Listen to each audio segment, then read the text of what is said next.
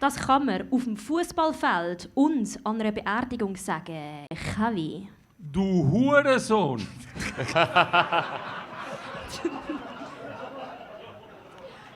Einfach schnell für mich an der Beerdigung. Wem sagst du das? Ja, weisst. Wenn du Erbe willst und so, gibt es Ja, auch Diskussionen. Das stimmt, du hast recht. Du hast recht. Milan, was kann man auf dem Fußballfeld und an einer Beerdigung sagen? So, komm schon, machen endlich rein, Mann. Gut, also Kavi, Fußballfeld und Beerdigung, was kann man sagen? Ich hole mir schnell ein Bier, wenn er auch etwas.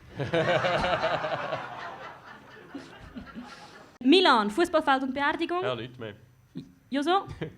Er hat ins Gras gebissen.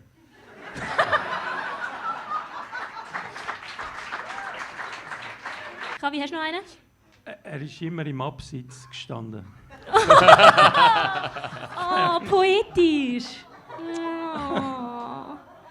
Josu, hast du noch einen? Fußballfeld und Beerdigung? Machen die Büros aus, Mann.